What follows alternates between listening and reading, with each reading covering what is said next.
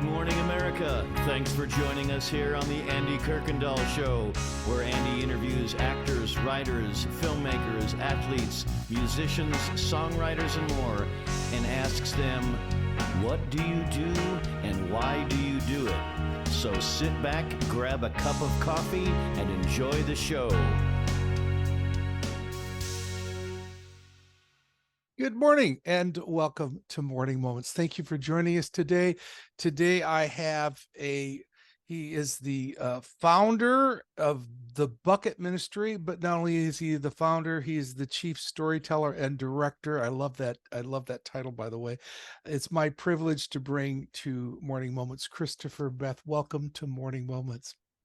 Andy, thank you so much. This is such a blessing being on here with you and to be able to share some stories. Great. Well, let me ask you the question right away that I ask everybody. What do you do and why do you do it?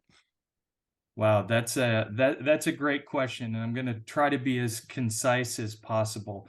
So I get to serve with this organization called the Bucket Ministry every day as director. But that's not my background. I have no background in ministry. My background was as a business consultant for 35 years. And then God called me to work, and I'm allowed to participate. Now, what the Bucket Ministry is, we are a very simple organization that uses a small portable water filter that attaches to any bucket or receptacle as a way to reach some of the 800 million people that lack access to clean water around the world and that are far from God. And we use this as a tool that starts a relationship. It boldens a relationship. And I'd like to show you how this works if you're okay with that. I went ahead and got some water this morning out of a lake near my house. And so what I'm going to try to do right here on Zoom at my desk is I'm going to make some clean water through this Sawyer water filter that we use. So I'm just going to take the cap off the bottle, and I will screw the Sawyer water filter onto the bottle, and then I will squeeze water into a cup and see if we can't make clean, safe drinking water. And I think you can see a radical transformation in those two sources of water. But this is the tool that we use all around the world to share God's love. And it's very, very effective. So as adults, as educated people, we know that it's not the things that we can see in the water that are generally going to make us sick, but it's the things that we can't.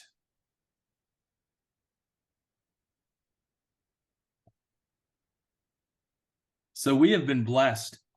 And some days it doesn't feel as a blessing, but we've been blessed to drink the dirtiest water all over planet Earth through this filter. And the big part of this is really how does that whole process work? And the people that we serve think that this water is normal. The people that we serve, most of them have never seen what clear water looks like. And so when they see this dirty water made to clean, it starts to soften their hearts, and they get excited. And we see people have hope in their eyes and in their face for the very first time when they think that they're going to be able to solve a major physical problem in their family. The World Health Organization cites that nearly 800 million people lack access to clean, safe drinking water, and every day 700 children die from unclean water. And a lot of that results in symptoms like diarrhea and runny stomach, headaches, skin rashes. So those are the people that we are serving. But at the same time that we are administering this intervention of clean water. And this is not a temporary solution, Andy. This is a 20-year solution. And this filter will yield 350 to 500 gallons per day. And it's been lab tested up to 1 million gallons. So for our average recipient family, this becomes a 20-year solution, which we can provide the water filter and all the follow-up visitations for this family for roughly $50 in most countries. And we work in about 12 different countries actively now, with about 75% of our work happening in Kenya. So when I got into this in the beginning, I had no idea there was a water crisis.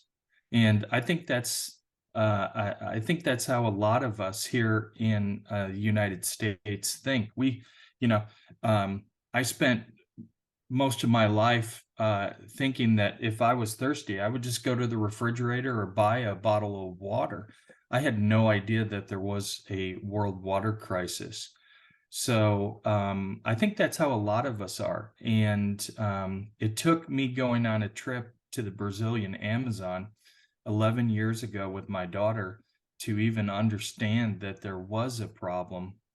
And that problem is so big, it appears that we need an awful lot of friends to be able to help in that. So that is, in a nutshell, that is what I do.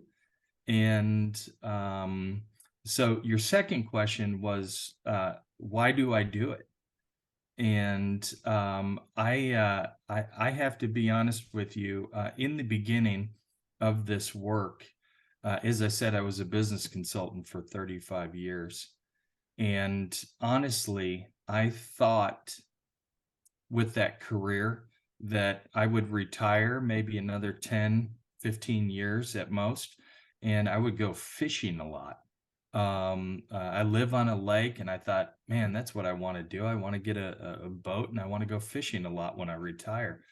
But 11 years ago, I had this experience that God shared with me, why He created me. And I had this experience where I understood that there was this water crisis. And while I didn't understand it then, because I was just a business guy, I got saved, started a relationship with Jesus at the age of 40. And so I had no background in the church, none of this. But 11 years ago, I got shown radically why He created me.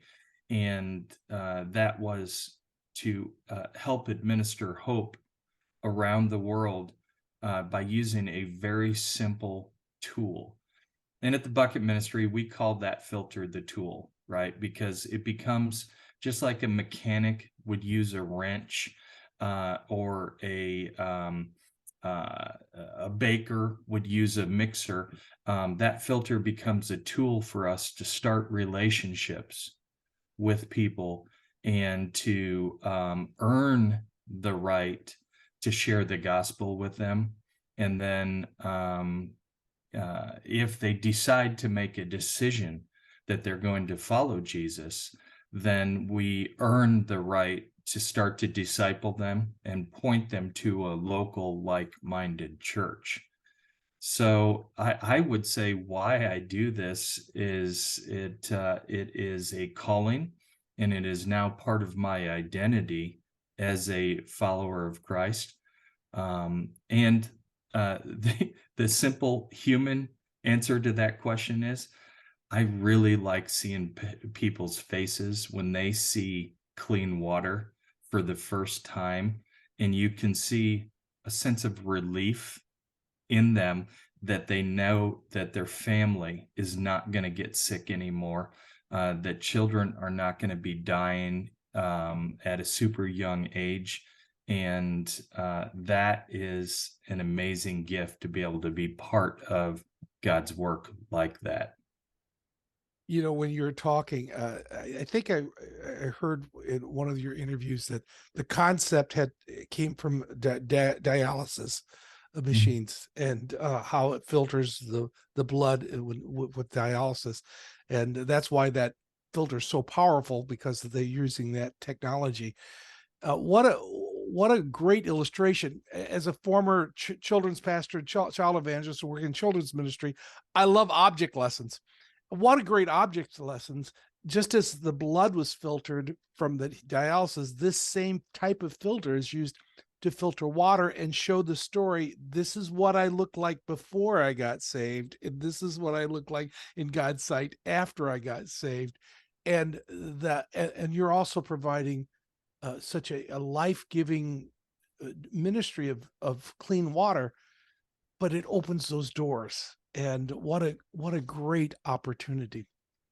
Man, I love that you picked up on that so quickly, Andy, because I like to say there's about 6 sermons in this bottle Yes. of dirty water. Yes. And honestly, the best illustration that I use is this dirty water has things in it that if I drink it, it's going to make me sick.